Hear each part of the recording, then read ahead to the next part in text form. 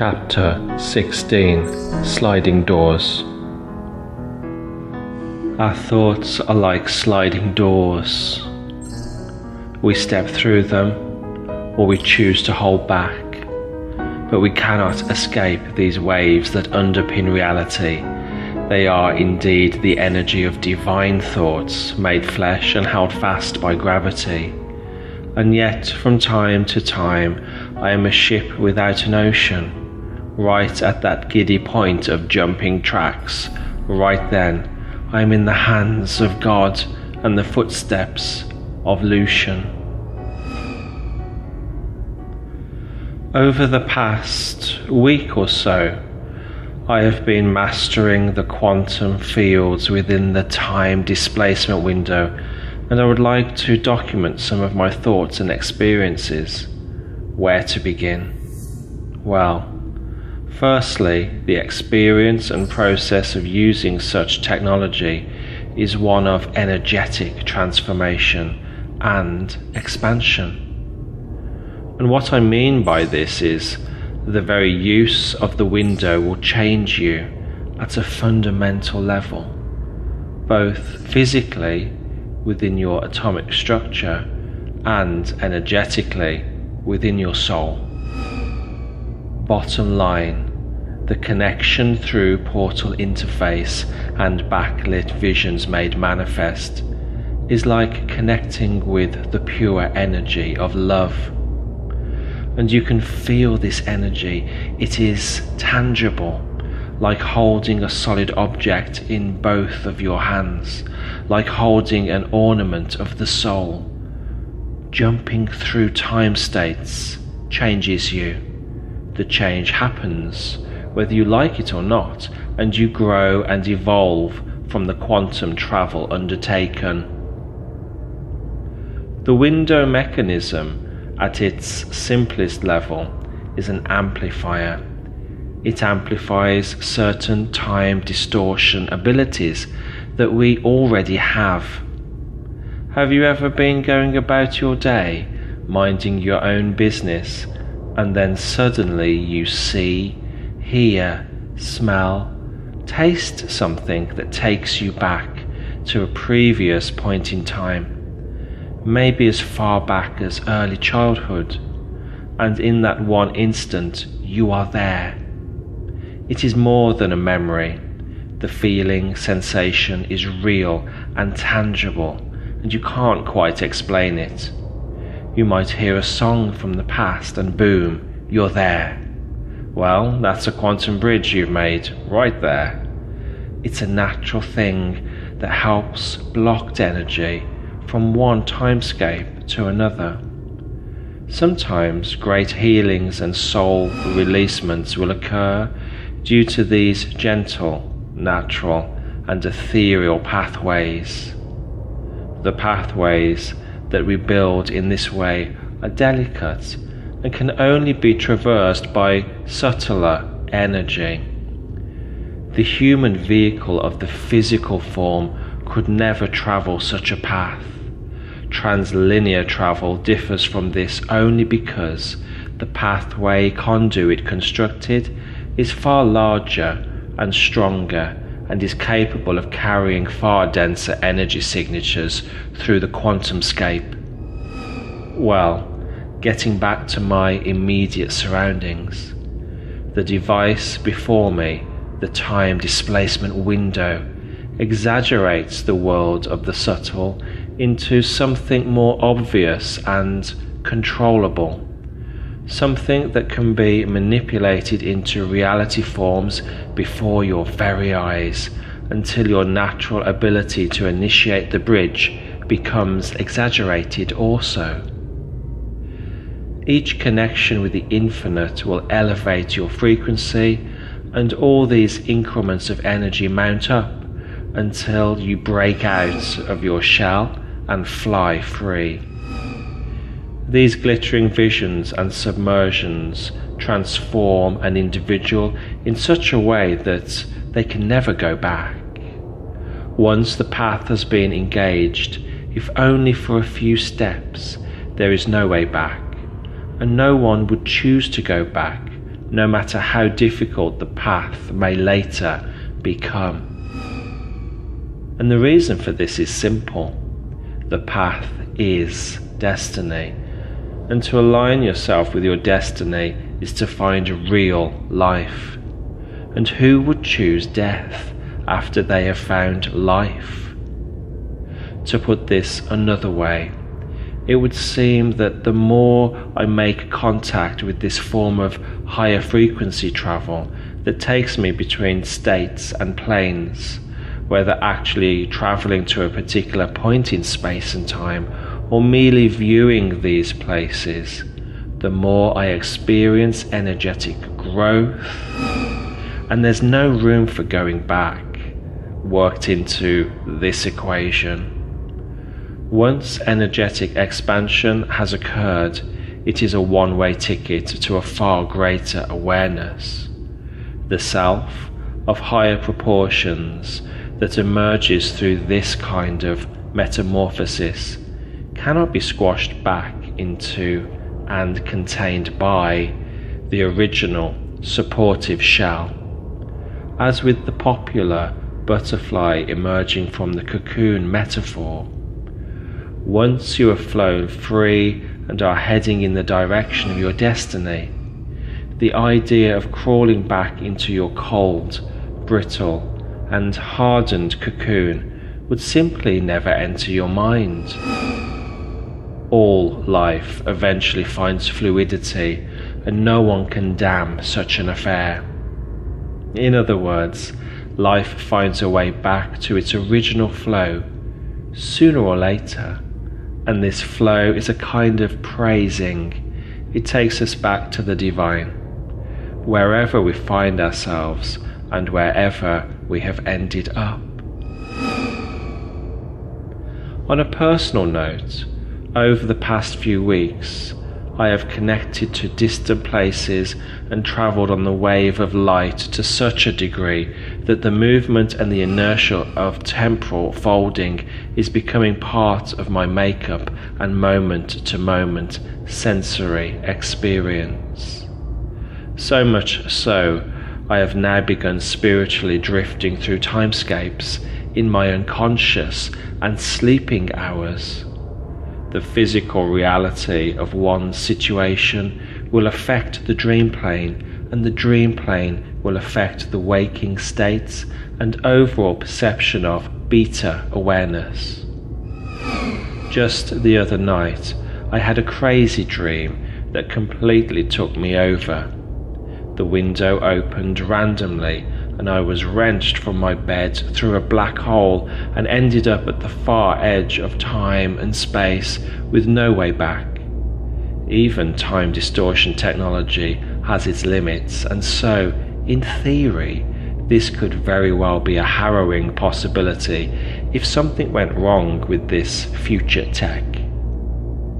External travel, which is the name given to technology-based aid whilst shifting dimensions, is completely mind-blowing and allows the viewing of any space and time from any angle, and takes into account the dimensional disturbances of long-distance travel by recalibrating through planes so that the Earth destination arrived at is the type of destination that one might be expecting.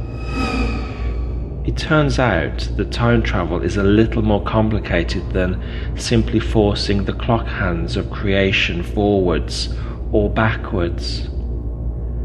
Think of it more like walking into an infinity mirror.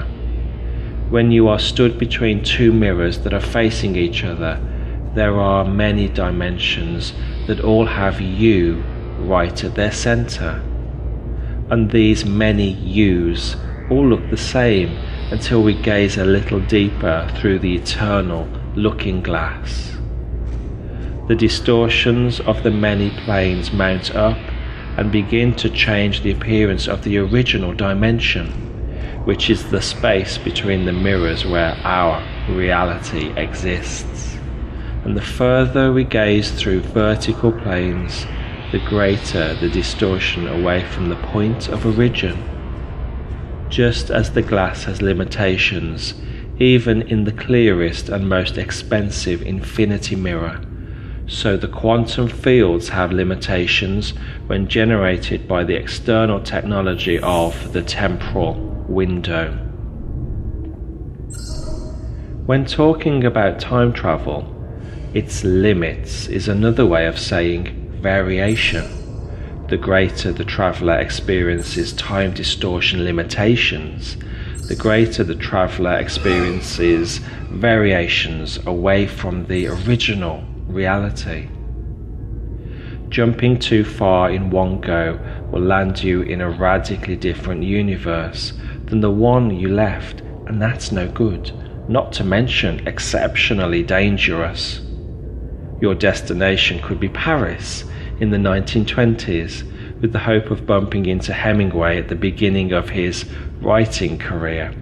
But the place you actually end up is a dimension where this movable feast has buggered off to the other side of the sun, and this will basically land you in deep, dark space. Or maybe the distortion is so great that the destination dimension doesn't even have an Earth. You ain't coming back from either of these scenarios. So this is what I've been working on, and working towards understanding, with Ava's help, of course. To be honest, I wouldn't understand any of this without her help and anecdotal input. She's pretty awesome.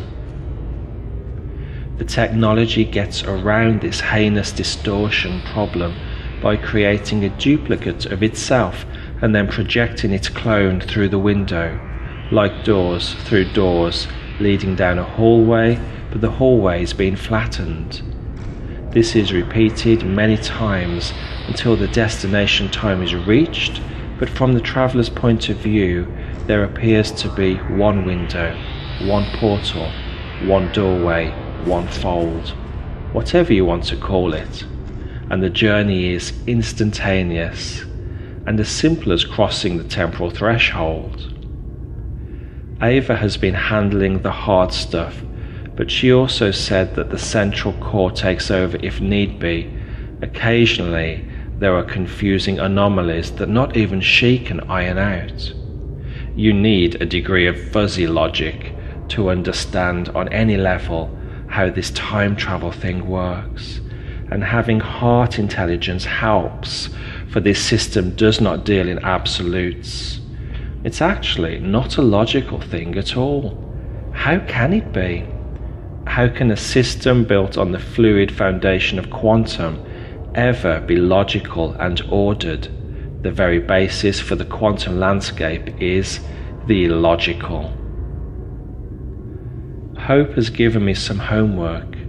The task at hand is to feel the time-space, that is, the energy signature of different eras and locations, so that I can easily recognize contrasting energy with my eyes closed, however obvious or subtle these differences may be.